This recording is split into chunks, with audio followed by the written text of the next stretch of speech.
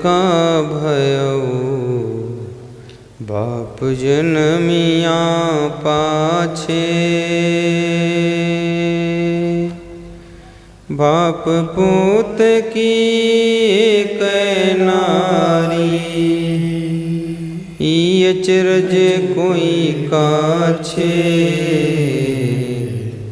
संतो बोलेते जग मारे, संतो बोलेते जग मारे। धुंधुर राजा टीका बैठे, बिषहर करई खवासी, शान बापुरा धरण ढाकनो, बिल्ली घर में दासी, संतो बोलेते जग मारे, संतो बोलेते जग मारे। कार दुकारे कार करियागे, बेल करे पटवारी, कहाई कबीर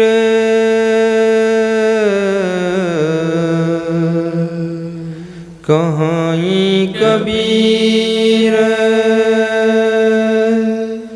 सुनो हो संतो भैंसे न्यावनी बेरी, संतो बोलेते जग मारे, संतो बोलेते जग मारे। बोलिए सद्गुरु भगवान की जय।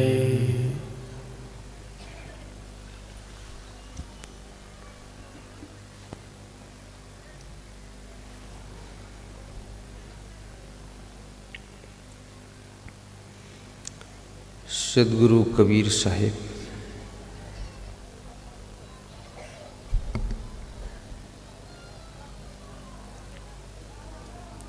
बड़ी मार्मिक बातें कह रहे हैं।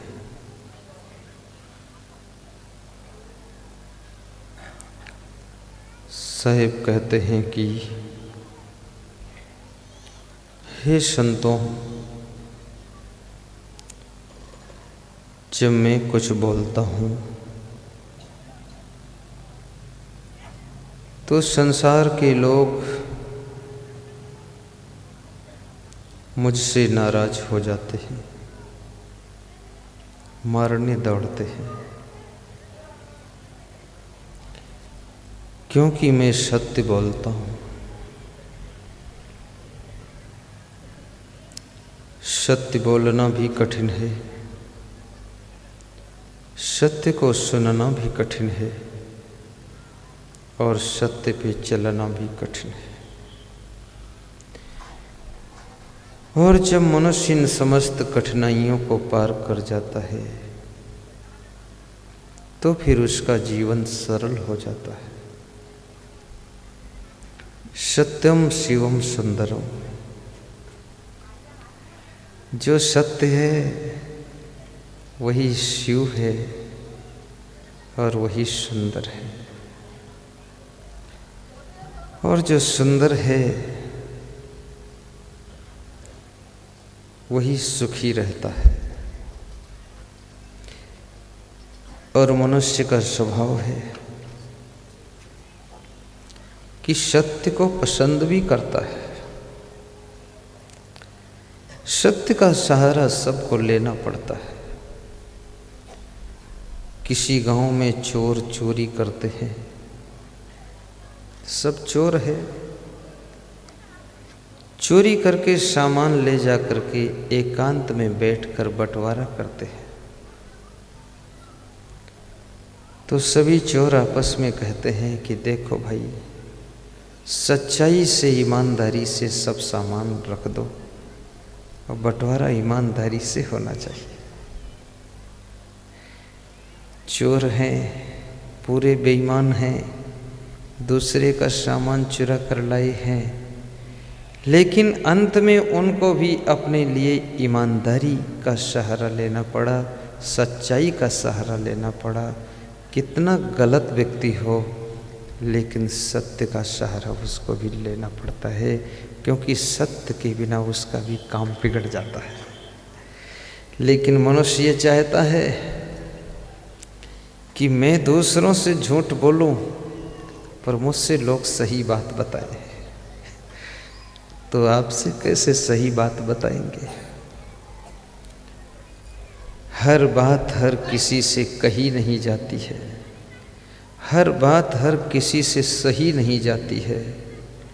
गुजारने को तो जिंदगी गुजर जाती है, पर हर किसी को हर किसी के बिना रही नहीं जाती है।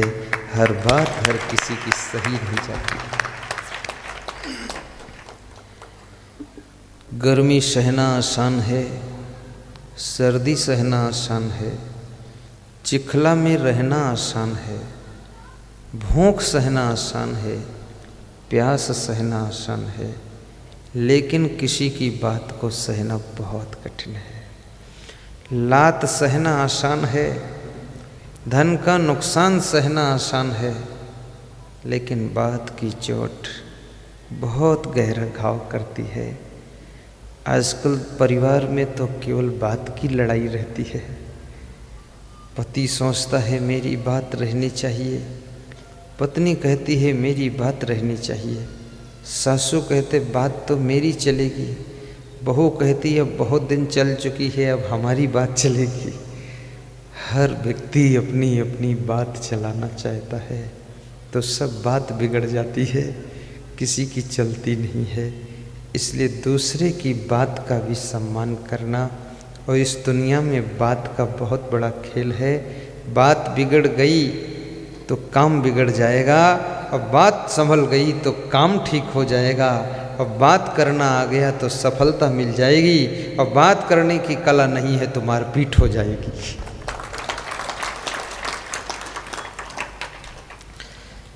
बात ही से बात उलझ जाती है, बात ही से बात सुलझ जाती है, बात ही से विश्वास जन्म लेते हैं, और चूक जाओ तो बात से आग उगल जाती है, बात से आग उगल जाती है, बात से आग उगल जाती है।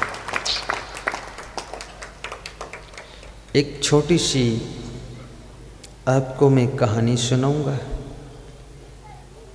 कि बात का क्या प्रभाव होता है। बात का महत्व, इम्पोर्टेंट स्टॉक, बात कितनी महत्वपूर्ण है।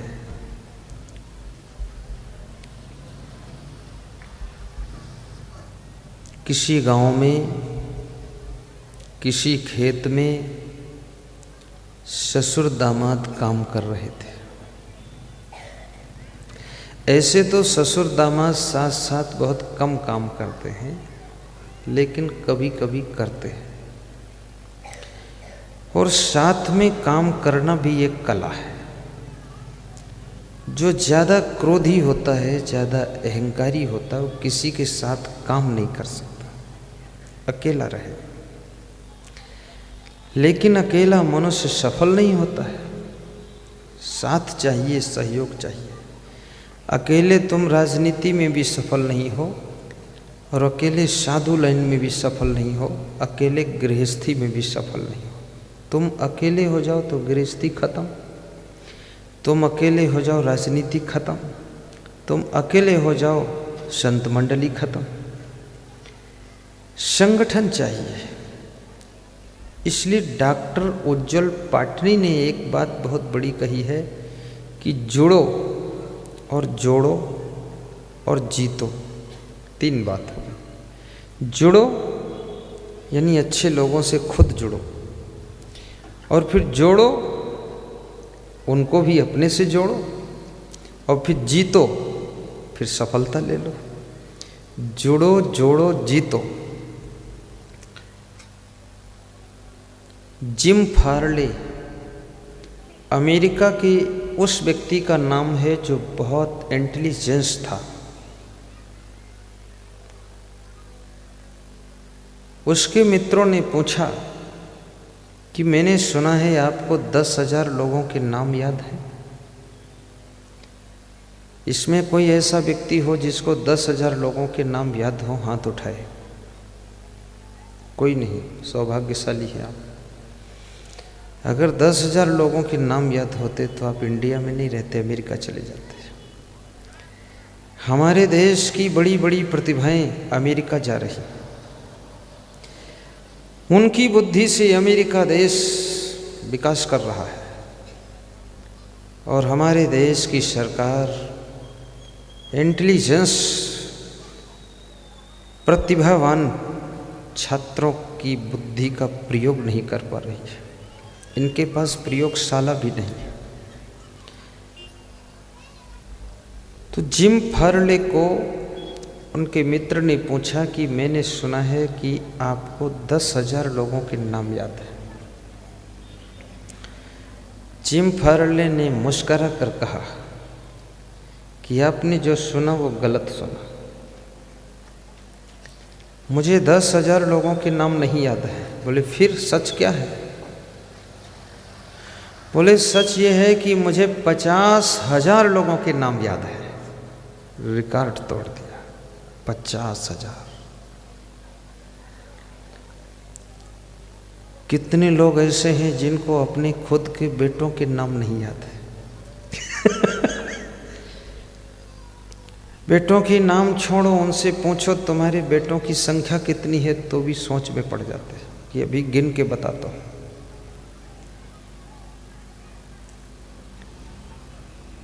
अपने घर के जानवरों की संख्या मालूम नहीं है। स्मृति बहुत कमजोर है, याद शक्ति बहुत कमजोर है। कितनी महिलाओं की याद शक्ति इतनी कमजोर है कि बाजार से सामान आता है, घर में रखती हैं, फिर भूल जाती हैं, ढूंढे नहीं पाती है। जरूरत निकल जाती है, सामान रखा रहता है, मिलता नहीं है। याद शक्ति उनकी घट जाती है जिनको टेंशन बहुत रहती है। याद शक्ति उनकी घट जाती है जो जरूरत से ज़्यादा भोजन खाते हैं। याद शक्ति उनकी घट जाती है जो चिंता ज़्यादा करते हैं। याद शक्ति उनकी घट जाती जो क्रोध ज़्यादा करते हैं, गुस्सा। याद शक्ति उनकी घट जाती है जो ज़रूरत से ज़्यादा सोचते हैं। याद शक्ति उनकी घट जाती है जो तादाद से ज़्यादा 10 घंटे से भी ज़्यादा सोते हैं। याद शक्ति उनकी पूरी खो जाती है जो 16 घंटे सोते हैं। और याद शक्ति उनकी घट जाती है जो 6 घंटे से भी कम सोते हैं। और याद शक्ति उनकी घट जाती है जो पानी कम पीते हैं। याद शक्ति उनकी घट जाती है जो राग द्वेष करते हैं। याद शक्ति उनकी घट जाती है जो लोग आपस में तनाव बनाकर रहते हैं। याद शक्ति उनकी बढ़ जाती है जो सदैव प्रसन्न रहते हैं। याद शक्ति उनकी बढ़ जाती है जो भोजन भूख से कम खाते हैं। याद शक्ति उनकी बढ़ जाती जो पानी पर्याप्त पीते हैं। याद शक्ति उनकी बढ़ जाती है कि लाखों जोखिम सामने हैं फिर भी टेंशन नहीं लेते हैं, प्रसन्नता से काम करते हैं। उनकी मेमोरी फुल पावर पे रहती है। अभी मुझे एक व्यक्ति मिला तो उसने कहा मेरा पढ़ना लिखना सब बेकार हो गया। तो हमने कहा क्यों? अरे बोले सब भूल गया, इंग्लिश भूल गई, केमिस्ट्री भूल गई, मैथमेटिक भूल गई। अब जहाँ सर्विस करता हूँ रोज़ शाम को पढ़ के जाता हूँ, तब वहाँ बच्चों को मैं पढ़ाता हूँ। सब भूल गया, दिमाग काम नहीं करता है। तो मैंने कहा क्यों, क्या हुआ, कैसे हुआ? बोले जिस दिन से शादी हो गई पत्नी ऐसा इंजेक्शन मारती है कि सब दिमाग खराब हो गया है। तो मैंने कहा उसको कह दो अच्छा इंजेक्शन मारे। बोले सास बहू दोनों लड़ती है, घर में कलेश मचा रहता है, बच्चों को भी नहीं संभालती है, भोजन टाइम पर बनाती नहीं है, रोज लेट करती है, बनाती है खुद खा लेती है और लेट जाती है। कहो क्या बात? तो सिर दर्द बताती है, सिर दर्द की दवा दो तो फेंक देती है। बहुत हैरान हो गया हूँ, बोलती कुछ नहीं है, चुपचाप पड़ी रहती है। पड़ोसी आ जाता उसके साथ हंसती है, हमारे साथ गुस्सा करती है। तो हमने कहा जो किस्मत में था वो हुआ है, भाग्य का पिटारा खुल गया, लॉटरी खुली है, भोगो कोई जन्म के कर्म का फल। आपको पत्नी जैसी मिली है वो आपके पूर्व जन्म के कर्मों के प्रभाव से मिली है, उसके साथ में तुम्हारे कुछ कर्म जुड़े हुए हैं, उन कर्मों को तुम भोगोगे उसके साथ। दूसरे के घर के झगड़े विवाद को तुम समझा दोगे तो ठीक हो जाएगा, तुम्हारे घर में छोटा झगड़ा होगा, तुम्हारे समझाने से ठीक नहीं होगा।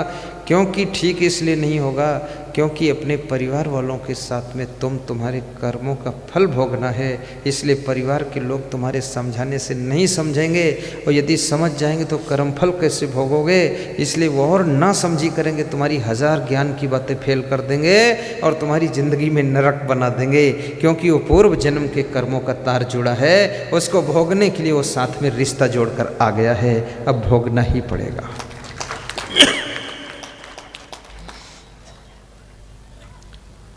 लखनऊ के डीआईजी देवेंद्र पंड्या, उनकी पत्नी ने उनको ढकेल दिया, वो गिर पड़े। तो पेपर में आउट हुआ कि पत्नी ने धक्का मारा, डीआईजी गिर पड़े। वो राधा जी का भेष बनाते थे, नथुनी पहनते थे और साड़ी पहनते थे, कृष्ण के भक्त थे। उनकी पत्नी बड़ी नाराज होती थी, वो कहती थी तुम राधा बनोगे तो मेरे साथ कौन रहेगा, तुम नथुनी पहन कर बैठे हो। आपस में झगड़ा हुआ, बंटवारा हुआ, धक्का मुक्की हो गई। डीआईजी के घर का ये हाल है। मैं कहूँगा तुमको राधा बन करके कृष्ण को धोखा देने की कोशिश मत करो। कृष्ण इतना भोला भाला नहीं है कि तुमको साड़ी देख करके तुमको राधा समझ कर आ जाए। ऐसा थोड़े है कोई भैंसा को साड़ी पहना दे, कोई अपनी पत्नी थोड़े मान लेगा भैंसा को। अब कृष्ण भगवान को धोखा देने पर लोग तुले हुए हैं, राधा जी बन रहे हैं, नाक में छेद करा लिया, नथुनी पहन रहे हैं। राजस्थान में मारवाड़ है, मारवाड़ में बहुत सारे पुरुष लोग कुंडल पहने हैं, नाक में फूल पहन लेते। मैं कहा ऐसा क्यों पहनते हो? बोले राधा जी हूँ। तो हमने कहा एक राधा तो कृष्ण को निपटा दिया, इतनी राधा तो पूरा देश निपट जाएगा। मत बनो राधा, जो हो वही रहो। राधा की क्या जरूरत है? अर्जुन को राधा नहीं बनना पड़ा, अर्जुन अर्जुन रहा और कृष्ण का प्रेम मिला। सुदामा को राधा नहीं बनना पड़ा, कृष्ण ने सुदामा के पैर पखारे। राधा बनने की क्या जरूरत है? लेकिन कौन समझाए। अब तुम यहाँ पर सब लोग कबीर साहब जैसी टोपी लगा के आ जाओ कि कबीर साहब बन गए। टोपी से कोई कबीर साहब नहीं बन सकता है। पगड़ी बांधने से कोई, जिसकी नकल की पगड़ी बांध लो वैसा तुम नहीं बच सकते हो। क्योंकि तुम तो तुम हो, खाली कपड़ा बदला है। कपड़ा बदलने से शरीर थोड़े बदल जाता है, स्वभाव थोड़े बदल जाता है। इसलिए राधा बनने की भी जरूरत नहीं है। तो मैं आपको समझा रहा था एक कहानी, कौन सी थी? ससुर दामाद, और उसके बीच में कोई कहानी थी, संत जी याद दिलाओ। कोई एक और थी लग रहा मुझे, हैं? जिम फार्ले अमेरिका के थी ना। देखो मैं कह रहा था ना, याददाश्त बहुत कमजोर है। वही बात समझा रहा था, पूरा दिमाग से साफ हो गया लोगों को कितना। और मेरा भी कहीं भूल जाए तो पूरा चौपट। जिम फार्ले अमेरिका के, वही बात थी। जिम फार्ले के मित्र ने पूछा कि मैंने सुना है आपको 10,000 लोगों के नाम याद है। तो उसने कहा आपने जो सुना है वो गलत सुना है। सच ये है कि मुझे 50,000 लोगों के नाम याद है। आहा, 50,000 नाम याद करना बहुत कठिन है, क्योंकि नाम याद के साथ साथ उसके चेहरे को याद करना पड़ता है। अभी एक बेटी यहाँ आई, उसने मुझसे कहा आप हमको पहचान गए? तो मैंने हाथ जोड़ा कि ठीक बेटी है। तो उसने बताया कि हम वहाँ अपने पिता के साथ आए तो यहाँ पढ़ाते हैं। पहचानना बहुत कठिन है। लेडीज़ को मैं भी पहचानने में मुश्किल में पड़ जाता हूँ, क्योंकि उसके साड़ी का कलर रोज़ बदलता है और बाल की सेटिंग बदलती है, और उसका जो मुंह है वो मैं ठीक से देखता भी नहीं हूँ, क्योंकि हमारे शास्त्रों में लिखा है कि स्त्री को निहार कर देखना नहीं चाहिए। शास्त्रों में लिखा है कि नारी निरख न देखिए, निरख न कीजिए गौर, और निरखत ही ते विष चढ़े मन आवे कुछ और। जो आँख में आँख लड़ा कर देखते हैं वो आँख रहते हुए भी अंधे हो जाते हैं। और जो स्त्री त्याग से रहना चाहती है वो किसी पुरुष के चेहरे को गौर से टकटकी लगाकर मत देखे, उससे बचना है। क्योंकि स्त्री पुरुष में प्लस माइनस बैटरी जैसा आकर्षण होता है। अगर ये आकर्षण ना होता तो अब तक ये सृष्टि बंद हो जाती, सब त्याग कर देते हैं, कौन लफड़े में फंसे। लेकिन जानते हैं लफड़ा है, दुख है, झंझट है, लेकिन फिर भी आकर्षण में आकर फंस जाते हैं और बहुत दुर्दशा होती है, सहते हैं। इसलिए त्यागी संत को कृपया सावधान रहना चाहिए। और आशीर्वाद है, ऐसे सबके नज़र डाल दिया, कृपा की नज़र। कभी त्यागी संत को किसी स्त्री से, लड़की से अकेले कमरे में, बरामदे में मिलना नहीं चाहिए। भले वो अच्छा हो, लेकिन फिर भी उसके ऊपर कलंक लग सकता है, ये सावधानी। सड़क पर खड़े होकर लेडीज से बात नहीं करना चाहिए। और पुरुष भी कृपया सावधान रहे। आप एक पत्नी व्रत, एक पति व्रत का गृहस्थ आश्रम में यदि पालन करते हैं तो आपकी गृहस्थी स्वर्ग समान है। हर स्त्री चाहती है मेरा पति कहीं दूसरी तरफ आकर्षित ना हो। हर पुरुष चाहता मेरी पत्नी केवल मुझे पति की तरह देखे और किसी की तरफ आकर्षित ना हो। क्योंकि विवाह कर चुके हैं, रिश्ता जुड़ गया है, अब हम दोनों एक हो गए, अब डिस्टर्ब ना हो।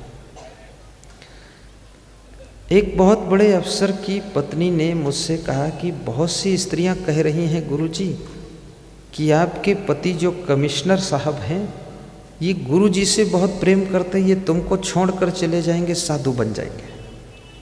तो क्या सही बात, छोड़कर चले जाएंगे? मैंने कहा तुम्हें कैसा लगता है? बोले हम तो डाउट में हैं कि आपकी तरफ उनका ध्यान बहुत है, तो कहीं ऐसा ना हो वैराग्य आ जाए। तो हमने कहा जो स्त्रियां कह रही वो झूठी है। मेरे सत्संग में आने के बाद कमिश्नर साहब का मन चंचल नहीं होता है किसी की तरफ, इसलिए अन्य अफसरों की स्त्रियों को ऐसा लगता है इसका मन चंचल नहीं होता, ये गुरुदेव का प्रभाव है, कहीं साधु खुद न बन जाए। बाकी तुम्हारा पति एक पत्नी व्रत का नियम पालन करने लगा है, ये तुम्हारे लिए प्लस पॉइंट है। अगर हम न मिलते तो आपका पति शायद चंचल ही रहता। तो उन्होंने कहा बस तब ठीक है, आप इनको जोड़ के रखिए। किसी स्त्री को ये डर लग जाए मेरा पति साधु बन जाएगा तो वो गुरु को ही त्याग कर देगी कि तुम मत आओ, नहीं बिगाड़ दोगे हमारा खेल। लेकिन मैं किसी के पति को साधु नहीं बनाता हूँ। हमारे साथ जितने हैं सब ब्रह्मचारी हैं, शादी वाले नहीं। और पति भी किसी का बन जाए तो उस पत्नी का तो कल्याण हो जाएगा। अर्धांगिनी है, महात्मा बुद्ध संत हो गए थे, तो यशोधरा का कल्याण उनकी तपस्या से हो गया था। क्या रखा है संसार में, किसी का पति, किसी का पिता, किसी का पुत्र ही तो संत बनता है। संत कोई आकाश से नहीं टपकता है। इसलिए वह स्त्री सौभाग्यशाली है जिसका पति संत मार्ग पर चलने के लिए कदम उठाना चाहता है। कतई मत घबराना माताओं बहनों, बेटा संत बने तो भी हंसते हंसते बना दो। मैं भी तो किसी का बेटा हूँ, संत बना हूँ। ये भी तो किसी के बेटा हैं, संत बने हैं। संत बनना तो बहुत सौभाग्य का काम है। संत होने में सुख है, शांति है, प्रसन्नता है।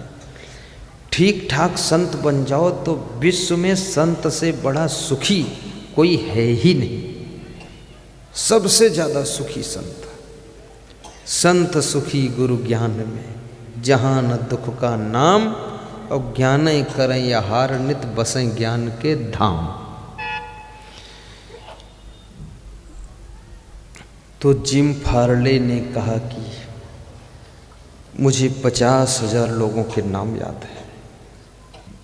मित्र सब आश्चर्य में पड़ गए। तो जिम फार्ले ने हंसकर जवाब दिया कि जो मेरे पास में नाम याद रखने की कला है, इस कला से मैंने रूजवेल्ट को व्हाइट हाउस में राष्ट्रपति बनाकर बिठाया हूँ। मैंने 5 साल पूरे अमेरिका में घूम घूम करके प्रचार किया और 50,000 लोगों के नाम होठ पर याद किया और लाखों लोगों के नाम डायरी में लिखा और सबको बात को मैं चिट्ठी लिखता था, धन्यवाद देता था। उसके प्रभाव से रूजवेल्ट को जीत हासिल करा के राष्ट्रपति बनाने में मददगार हुआ। राजनीति, साधु नीति, बिजनेस नीति, व्यापार नीति। राजनीति में सफलता के लिए नाम याद करने की कला को विकसित करो। ज़्यादा नहीं, 50,000 लोगों के नाम जो याद कर ले तो 50,000 लोग 10-10 वोट उसके लिए तैयार करेंगे। तो 50 को 10 से गुणा करो, कितना हो गया?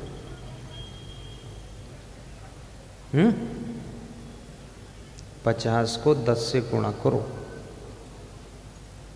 संकट मोचन नाम तिहारो, 5 लाख हुआ। चलो कोई बात नहीं, कम ज्यादा हो तो देख लो।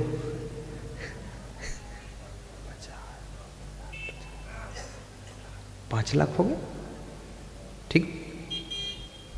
10 × 50, 5 लाख। तो 5 लाख वोट पक्का हो गया। और जिसका नाम तुम बोल दो उसका दिल भर जाता है। आप गौर करना, कोई पत्र आपके घर पर आता है तो पत्र तुम पढ़ते हो, बात को पहले उसमें अपना नाम ढूंढते हो कि मेरा नाम भी है कि नहीं। कोई एल्बम तुम देखते हो तो पहले अपना फोटो देखते हो, इसमें मैं कहाँ खड़ा हूँ। ये देखिए, अपने चित्र में प्रेम, अपने नाम में प्रेम।